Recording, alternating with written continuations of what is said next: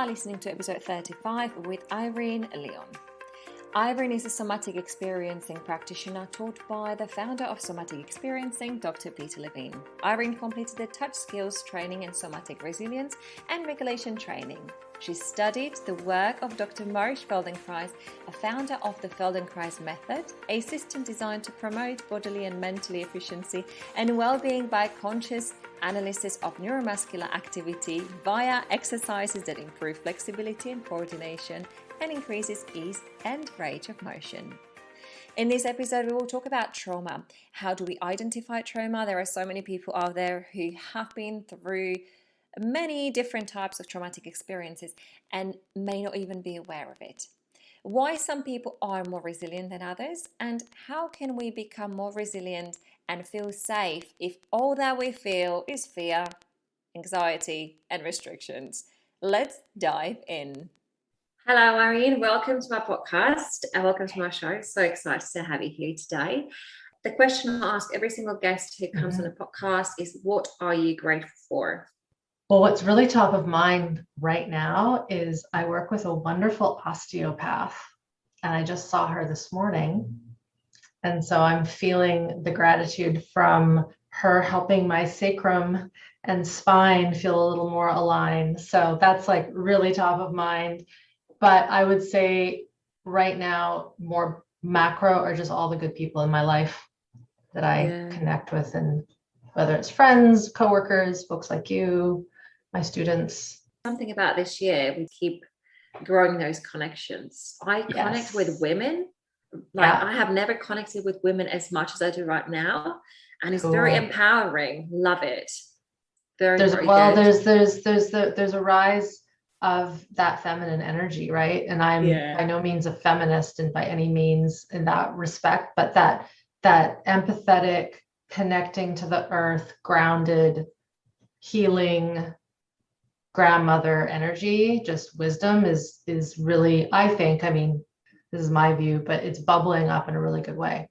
And very nurturing, very caring energy. And there is suddenly no competition. I don't know if you have noticed that, like if you like kind of tap into the energy, I absolutely love it. And yeah, exactly what you said about the masculine energy. It's not about feminism and I am a woman and I am amazing, but it's just, I don't know, it's all about the balance, but it's just so beautiful. And I love those connections. So I am grateful to have you here today. Yeah, no, it's I can't wait to dive in. Yeah, so I would like you to explain what is trauma and how do we identify it? There is a huge amount of people who have experienced several traumatic events throughout their lives, and majority of them are not even aware of the damage that is left behind. So I know it's a very tricky question, but how do we explain what is trauma? How do we identify that we have been through traumatic events? Well, there's sort of three pieces to this. So I'll start with the first piece that I often start with. And that is that in a kind of a medical world, we might say someone's had a trauma or a traumatic event, or there's a trauma surgeon, at the hospital, all these hospital shows we all love and watch. It's like, oh, they're in the trauma wing, trauma surgeon. And so that to me is valid. Someone has a broken arm, they need to go to the trauma unit, get fixed, blah, blah, blah, all that. What's interesting is that just because you have a traumatic event, or I'll talk about injuries right now, car accidents, falls, concussions, bad accidents, just because you have something like that does not mean that it will be traumatic afterwards. So most people I think now know what PTSD is. So post-traumatic stress disorder, post-traumatic stuff. Just because you have a scary event occur doesn't mean that you will suffer from post-trauma. So I'm just going to plant that seed for a moment. The other definition of trauma in my field, so I come from a more somatic body-based movement. I was trained in quite a few methodologies. One is somatic experiencing, which is the work of Dr. Peter Levine. Another is somatic practice, the work of Kathy Kane. I like to mention my mentors because I didn't just come up with this on my own. They see trauma as something that is stuck within the nervous system. We can define that if you want in a second. Something stuck in the autonomic nervous system, but it also can be stuck within all of the tissues of the body that the autonomic nervous system connects with. So the cardiovascular system, so the heart, the respiratory system, the lungs, the brain structures that send out signals that we're under attack or that we need to go into a shock state. The immune system is governed by stored trauma in the nervous system.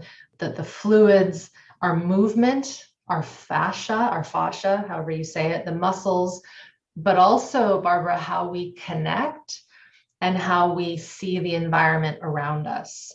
When something bad and scary happens to us, and it can be physical, like an accident, as I mentioned, it could be emotional, it could be abuse, like mental, verbal abuse is the right word, let's just say. It could be sexual abuse, it could be physical abuse, it could be seeing something vicariously. So there's actually something called vicarious trauma. This is very common in the first responder world, in people that have been to war, doctors who see stuff all the time, in front of them. So there's this whole spectrum of things that humans endure, survive, and move through. And how we come out the other side is dependent on many factors. And if our system isn't equipped to deal with these intense events, surgeries, abuses, accidents, wars, environmental disasters, you name it, if we're not equipped to bring that stuff in, understand what's happening, and feel and process everything that's occurring in our physiology to the point where we can name it and go, oh, I'm having a reaction to this XYZ. I'm going to stand here and sit and feel it and process it. Most of us don't have that luxury, not because we don't want to. We just either A, weren't trained to do that, or the thing, like think about a car accident, it happens so quickly, you don't have time to process what's going on. Or someone on the war field, this is why that classic PTSD was kind of coined after the Vietnam War, shell shock after the first big wars, the major wars, 2 and 1. When someone is put into an explosive situation, say on the battlefield, it happens and they know it's happening when it's happening, so they can't process the event. And so how we process these big, bad, scary things that occur to us will determine whether or not we are traumatized by that said thing. Now, there's one more piece.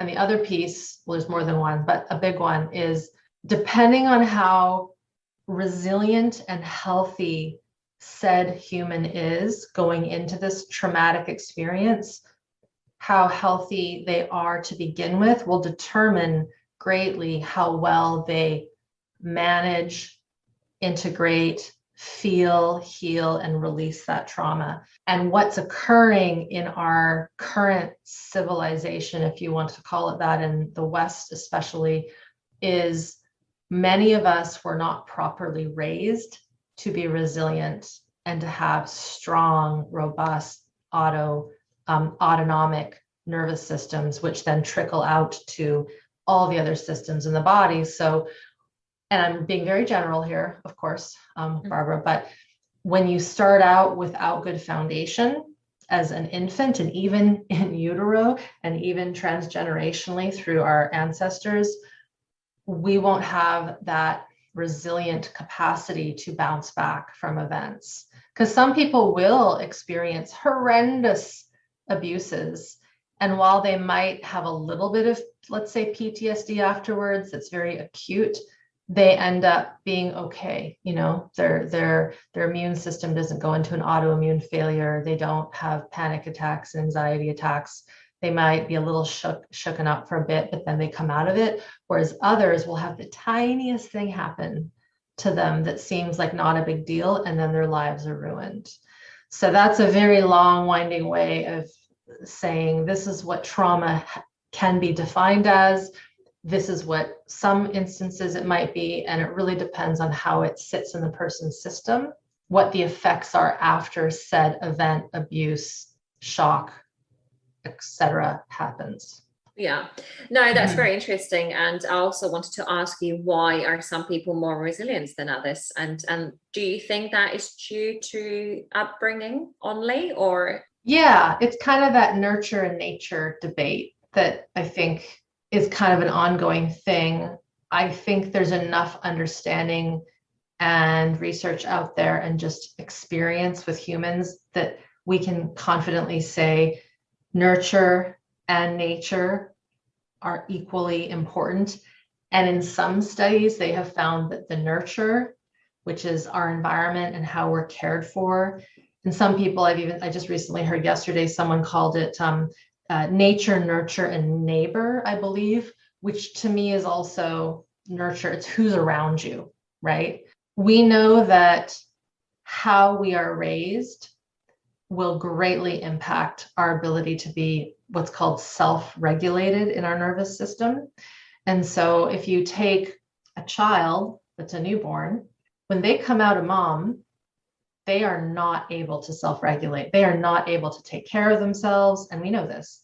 Humans, you don't have to have a child to know that a human baby or a baby, when they come out, they're not walking, they're not talking, they don't know how to feed themselves, they can't do any of that stuff. They are very, very dependent on a primary caregiver. They don't know how to regulate their emotions because they're brand new. And so how they learn that is via something called co-regulation with a primary caregiver. Usually it is the mother, but it can be a nanny, it can be an older sibling, it can be a grandparent, it can be any human. But how that caregiver is regulated in their nervous system will greatly determine how well they teach the little one how to be regulated. And this starts the story of how people will say things like, oh, it runs in the family, or she's just like her mother, or just like her father. And genetics, there are definitely traits there, without a doubt, without a doubt. I also believe in a soul. So there's also the soul element to that. That's something that I've been really interested in the last kind of 5 years. And people will say that they'll have two siblings that are pretty much even identical, twins. And while they look the same genetically, they just have different personalities. And then you go, well, is that related to how they were treated? Usually not, especially when they're super identical. So it's like, well, there's other aspects there too. But how we are raised in those it's the first 3 years of life, Barbara, and also the last trimester greatly influences how we develop something called myelination. Not sure if you're familiar with that word. Myelination of our nervous system. So basically, our autonomic nervous system has many, many branches. One of the branches is the parasympathetic nervous system. And like right now, as I talk to you, we can see each other, and I can see that you're nodding and you're blinking. And if I was to make a funny face at you or stick out my tongue, you start to kind of smile, right? So that's our autonomic nervous system. This is a very fancy word, pinging off of each other, talking to each other through something called the ventral branch of the parasympathetic. It's part of our vagus nerve. Lots of people have talked about the vagus nerve, but often it's not talked about properly and accurately. Part of our parasympathetic nervous system is this vagus nerve. When we're born, this ventral portion that we just played with by me smiling at you and sticking my tongue out at you, it's not fully developed and it's not fully myelinated. It gains that through healthy interaction with primary caregiver. And we know if a baby is left alone and not interacted with, they can die, but they also will not have that spark. They won't have that interest. You have to talk to them, just like an animal. I saw a cattail walk by you a second ago. Like mammals need interaction. If they're left in a cage and not interacted with, that's not so good, especially, and we know this with animals that have been abused and left alone in kennels. They're not so friendly, or they're very, very, very, very scared, very anxious. It's no different with a human. And so we have mammalian physiology that needs that co-regulation, especially in those first 3 years of life, to build that myelin, which is basically a fat sheath around the nerve cell. And by building that myelin, basically myelin, if you think about it, it's made of fat. And while this isn't necessarily accurate anatomically, think of the fat as slippery and quick. When you have myelin around these nerves, it makes the signaling more accurate and more precise. If we don't get that good nurture, so back to that nature nurture, that good connection, our myelination, our development of that ventral vagal is going to be lacking. The reason why that's important is that aspect of that nerve, that parasympathetic, that ventral vagal, it directly goes to the heart, to something called the SA node, and that the real word for that is sinoatrial node, and it's the pacemaker of the heart. And so that ventral goes to that, and it calms it down in a slow, refined, easy way. So someone who can be in a real stressful situation, real stressful, and they can chill calmly, they can assess, they can see the people, interact with the people. Hi, what's your name? Let me help you. Even though there's a lot of stress going on, they access that ventral and it helps their heart calm down, which then in turn calms down the other person's heart, right? That's what good bedside manner is in the medical world. Resilience is built into us, regulation from those first few years of life. I haven't gone into the fight flight pieces. I started with more the social engagement. But the autonomic nervous system, which I've just been talking about from that social perspective, it's also what puts us into fight and flee and shock and freeze. And so if you have a baby that comes out and their mother or their nanny or whatever is by biology more anxious, more unsettled, more fearful of what's going on, lots of situations, that little one, that baby is going to learn anxiousness. It's going to learn the energy, the field of fear and worry, and that the world isn't safe. And then that baby in turn is like, well, the world isn't safe. It's not a cognitive thing. It's totally energetic. So I will stop there because I could keep going on many different tangents, but does that make sense regarding how we build our regulation? Yeah, absolutely. It's very complex, but Yes. Very magical. I find it absolutely fascinating because everything is just connected. So how do we identify a trauma? If there was a hidden traumatic event in the past, like for example, someone has been in an abusive relationship and didn't think that it was abusive relationship, walk away, moved on, and is with a different partner now, and suddenly this something, which I'll let you talk about, will pop up. How do we identify that the person was through some traumatic event or went through some traumatic event? Sorry. Keep that thought, because I'm going to add one thing and then I'll go to what you just asked. Some of us know we had a lot of abuse because we saw it happen. It was our household. It was our family. Maybe we were that kid that was in and out of hospitals every week because we had leukemia and we survived, right? Like I need to put that in there because a lot of times people think trauma is just abuse, accidents, and war. It can be being very sick when you're little. It can be your mother being sick or your father being sick, or so many other things that have nothing to do with direct abuse. But people often know if they have been in that abusive world, then they know, okay, so there's that. One telltale sign, there's a few, that there was trauma and there's, let's just say, unhealed trauma in the system, is, let's just say, the relationship example you gave. Someone who finds themselves in toxic, abusive, doesn't have to be physical abuse or sexual abuse. It could be just you're with someone and you can't express yourself, for example. Now, this is where it gets tricky, Barbara, because you could have two people who really do love each other and like each other, and their trauma patterns and histories are totally different. How they were raised was totally different. And then you get them in a situation where they really want to be with them, but they're their upbringing, their triggers, how they were regulated or not regulated, how they were attuned to or not attuned to or misattuned to, or all these things, it like they start butting heads. And so when you're with someone, it's really important, in my opinion, if you know you want to stay with them and they're interested in learning, you have to differentiate between what is your stuff with that partner and what is your old stuff because of how your dad treated you or your mom treated you or your ex-partner treated you. And then same with your partner. So you have all these different situations.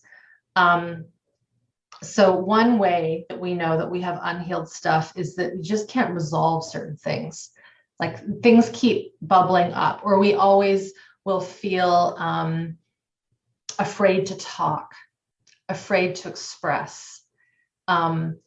As simple as this one might be, if you have trouble expressing bodily actions in front of your primary partner, and I'll be really descriptive, like farting and burping and expressing I need to go to the bathroom, and these things that are just so natural in our physiology, when we feel intense shame or like we have to hide or excuse ourselves, because our culture has been so rife with saying that that stuff should be excused and you do that privately. But that is one way that we know that we've been a little bit traumatized in a very weird, insidious way with just our biology. That's definitely a great example. I think many people can relate to that because that's one of the most common ones, isn't it? It is one of the most revolutionary things because it actually ties into one of the things that I teach my students when I first start working with them. It might seem not like rocket science. However, if we can't express those general elements of our digestion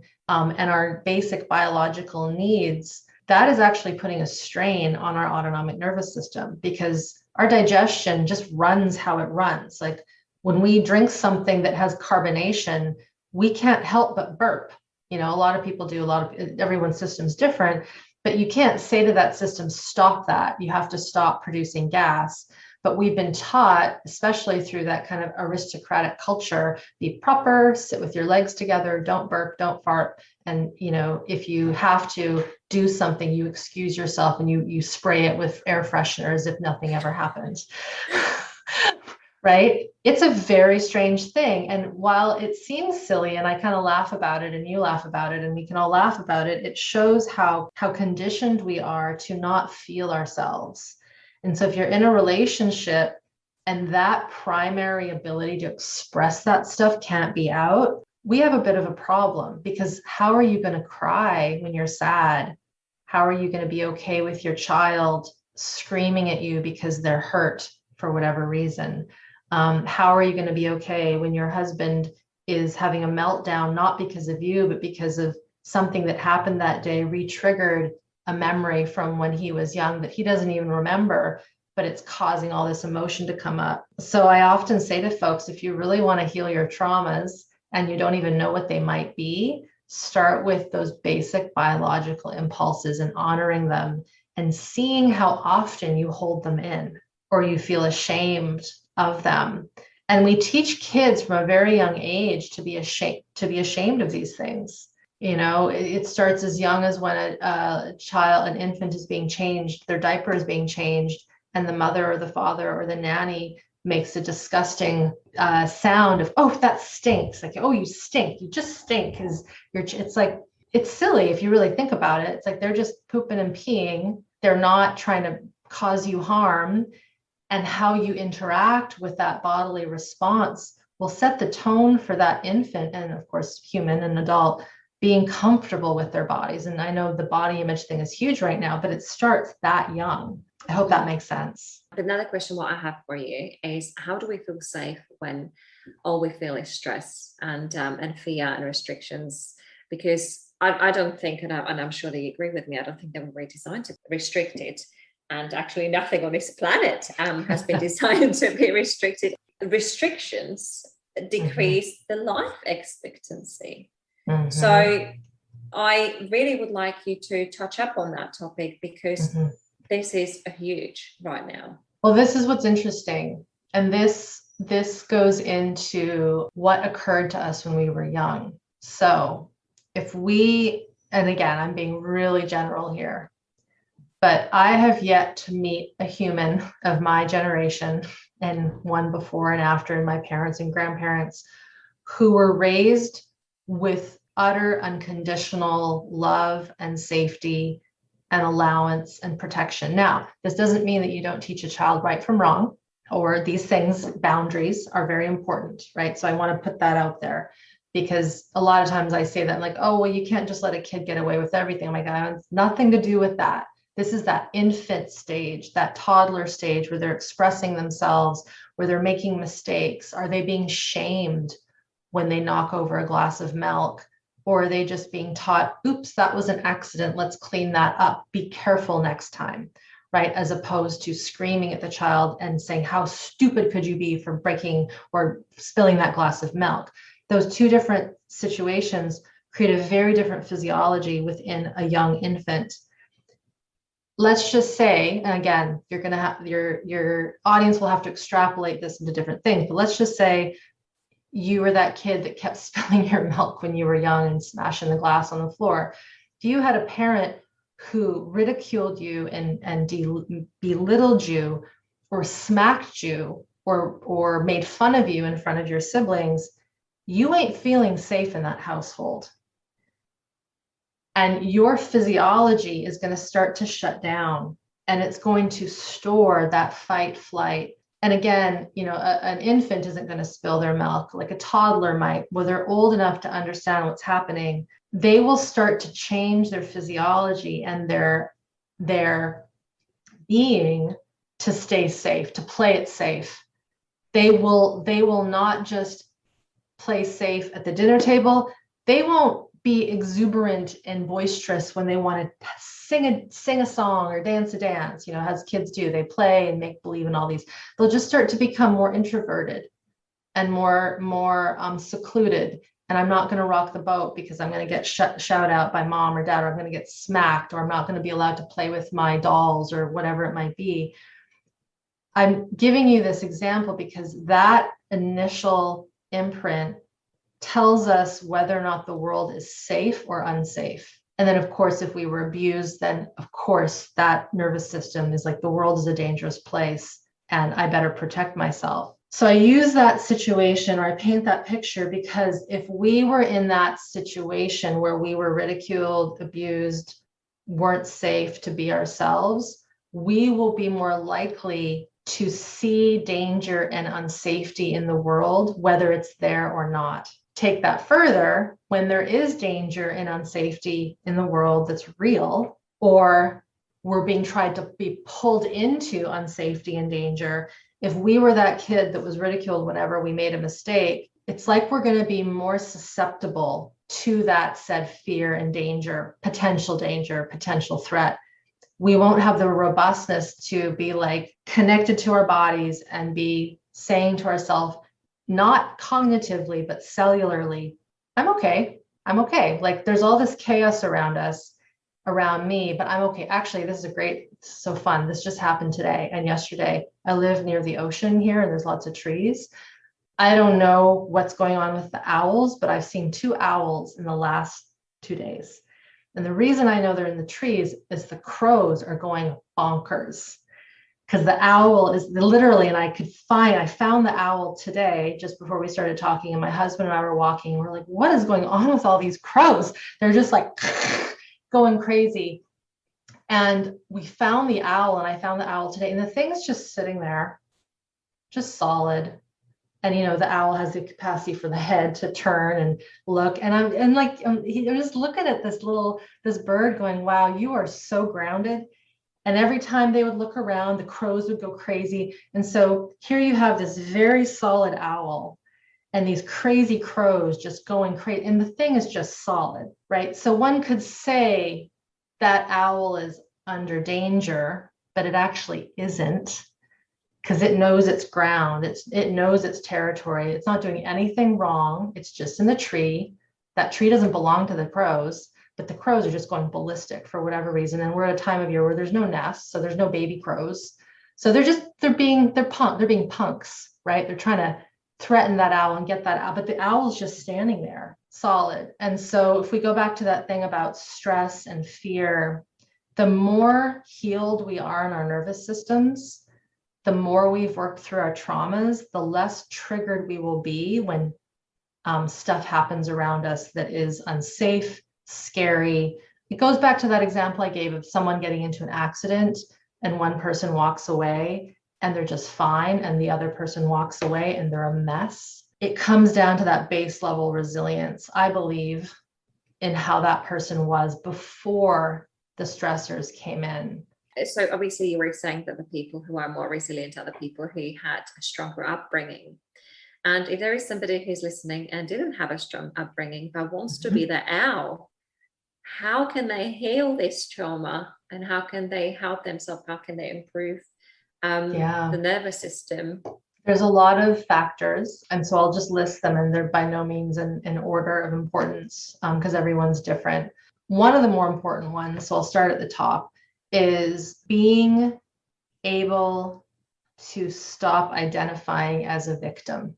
It's like, it yes. is. This isn't just me either. This is my mentors who are very good at what they do. And I consider myself to be very good at what I do. When you see someone, and I can tell you, Barbara, I have sat in rooms with my mentors, such as Peter Levine, where they do demonstrations with people from the public. And the abuses that some of these people have survived, often the class is just in tears. Like, I'm getting shivers thinking about it right now. And you go to yourself, how is it possible that one person could survive so much abuse, so much bad luck, so much torture, literally, torture, and yet they do. And they're there because they want to get better. And they're there because they know they deserve to not be sentenced to a life of this dysregulation. Now, are their systems really unwell and sick? That's another thing. A sign of trapped trauma is chronic illness, autoimmune, heart problems, chronic pain, fibromyalgia, gut troubles, migraine headaches. For women, severe menstrual disturbances, chronic tension. There's so many chronic illnesses that are seen as like only that, but there's actually a strong connection between dysregulation and unsafety early in life and this occurring. And so these people are so sick, and yet they're so grateful for being there, working with the master, getting a little bit of help that's going to give them a little dose of more capacity to move forward. So I can't stress that enough. Yes, one may have been victimized and abused, but you no longer identify as that. That's key. The second would be, and it kind of ties into that, is really believing that you deserve to heal. Because if you were that little kid that was berated every time you broke that glass of milk and you were shouted at and screamed at, that's shame. That would be called toxic shame. There's a difference between toxic and healthy shame. When you were brought up in a toxically shaming environment, your physiology doesn't believe that you have the right to be human and to be vital and healthy. You're basically walking around thinking you don't deserve anything because you were often told that. And so you have to really, at a cognitive level, a psychic level, but also a biological level, work towards restoring that like life force energy. I am who I am. I deserve all these things, and I'm going to do it. I think that's I think that's one of the very hardest one. The victimhood, okay, but to admit that for many people, it's just, you can tell them, and like I have so many clients and the people I worked with, and I really, really, really try. But it's so hard for them because something what is imprinted in them. It's unfortunate, and that shows how strong, because usually if there's that level of defeat, it is physiological and it's in the body, it's somatic. And this is why general talk therapy, journaling, just doing more cognitive behavior-based stuff, while it has a purpose, in some respects, it isn't enough, because that toxic shame, it's not something that's done to you. It's what you register in your body viscerally. It gets into the patterns and postures of the system. It gets into how our stress organs release chemicals when we see certain things. And the things that set off the cascade are not cut and dry. They're not cause and effect. It can be the craziest thing that sets us off. The next thing would be that the person is dedicated to learning, more so than dedicated to healing. The reason why I believe we have such a hard time breaking out of that victim loop is it's physiological, but we treat it cognitively. But we also have to treat the cognition, and the person has to be aware of how their mind screws it up, how the thoughts, it's called interjects, come in, which are like, oh, I'm never going to be good enough. Oh, I'm never going to get there. I'm always going to be abused. I'm always this. It always starts with I'm always, or I'm always going to be, something like that. And so there's an importance of having a multi-dimensional approach to how one works with this old stuff, this old nervous system stuff, because it's so hard to convey this in words. It's like a telepathic thing. I see it in like a hologram. It's like we have to work with the full three-dimensional holographic orb of how we were brought into this world and how we experienced everything emotionally, sensorially, cognitively, when we finally were able to have cognition, how we felt the environment and how we interacted with people. And if we don't get all those pieces, we're missing part of the puzzle.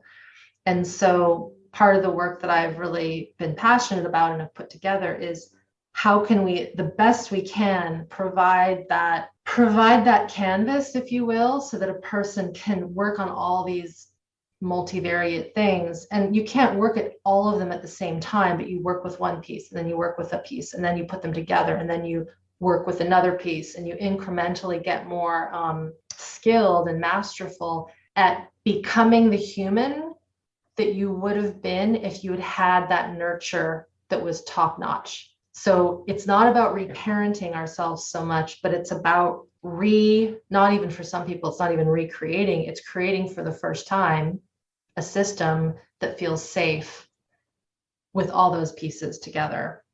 Yeah, absolutely. And I think a very important thing to say is that everything can be rewired. It can. Right. So I'm gonna to protect my butt.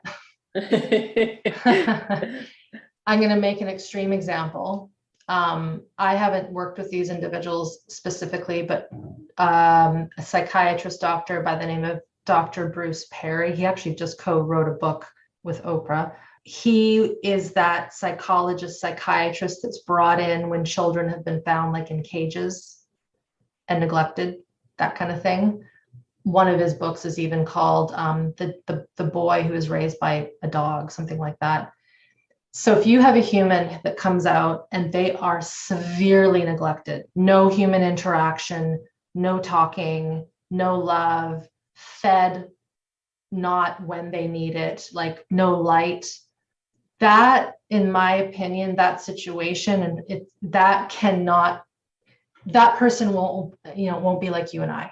But what's interesting is that if a human was brought up with abuse, but there was food and you went to school and you had clothes and there was a refrigerator and there was heat in the home, or whatever, those basic things, even if you had ridiculous amounts of abuse, you can rewire from that, from what I've seen. But the extreme is that situation that Bruce Perry has worked with, where these kids will never be able to be independent when they're adults. As adults, like they will need constant care because they just didn't get that primary myelination of that ventral vagal. So there's so many interesting examples. His book, Born for Love, for those that want to dive into some of those stories, is so good. I've actually done a couple of videos on some of the case studies in that, because it shows how things can go really wrong, but it also shows how things can go really well when the right nurture and the right care is put in place. But if you are listening to this and you have an iPhone and you have food in your refrigerator and you've got a little bit of connection, yes, things can get rewired remarkably well. Thank you so much for all You're your welcome. wise words. You're Thank welcome. you so much for coming on my podcast. Yeah. My last question for you is, where can listeners find you and get in contact with you? Yeah, so my name, Irene, Irene, Lyon with a Y, no S. Just that's my site, irenelyon.com.